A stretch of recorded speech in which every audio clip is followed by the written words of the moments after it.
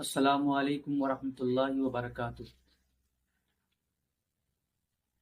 الحمدللہ الحمدللہ رب العالمین والصلاة والسلام علی سید الانبیاء والمرسلین، اما بعد، قال اللہ تبارک و تعالی فی القرآن المجید: قل هل يستوي الذین يعلمون والذین لا يعلمون، وقال الرسول صلی اللہ تعالی علیہ وسلم: طلب العلم فریضۃ علی کل مسلم، صدق اللہ العظیم وصدق رسولہ النبی الکریم ونحن علی ذلک لمن الشاہدین والحمد للہ رب العالمین۔ سامعین، آج ہم وضو کے فرائض اور اس کے مکمل طریقے پر بات کریں گے۔ وضو دین کا بنیادی حصہ ہے اور نماز کی قبولیت کے لیے اس کا صحیح طریقے سے ادا ہونا بھی ضروری ہے۔ وضو میں کتنی چیزیں فرض ہے یہ جاننا بھی ضروری ہے، کیونکہ اگر وضو صحیح طریقے سے ادا نہ ہو تو ہم نماز ادا نہیں کر سکتے، کیونکہ وضو جو ہے یہ نماز کے لیے شرط ہے۔ وضو میں 4 چیزیں فرض ہے۔ پہلا، چہرہ دھونا۔ اب چہرے کہاں سے کہاں تک دھونے ہیں؟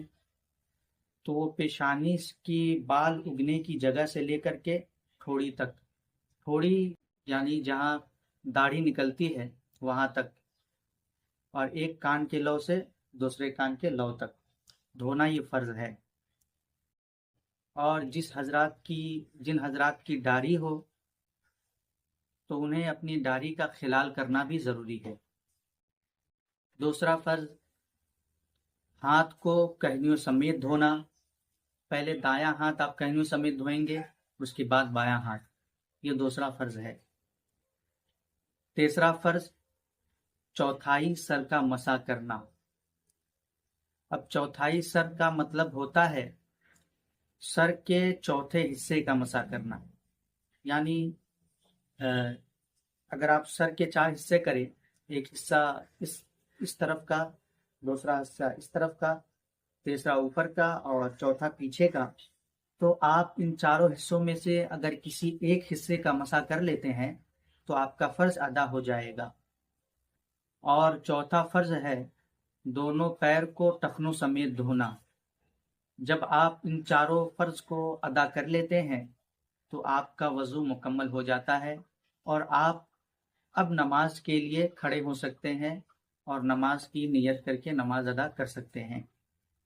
اور جو شروع میں ہم حضرات ناک میں پانی چڑھاتے ہیں، ہاتھ دھوتے ہیں، کلی کرتے ہیں، یہ 3 چیزیں جو شروع میں کرتے ہیں، یہ چیزیں سنت میں سے ہے، فرض نہیں ہیں۔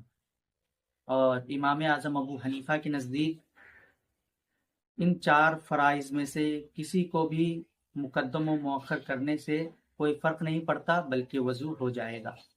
بس یہی چند کلمات کے ساتھ اپنی گفتگو کو ختم کر رہا ہوں۔ السلام علیکم ورحمۃ اللہ وبرکاتہ۔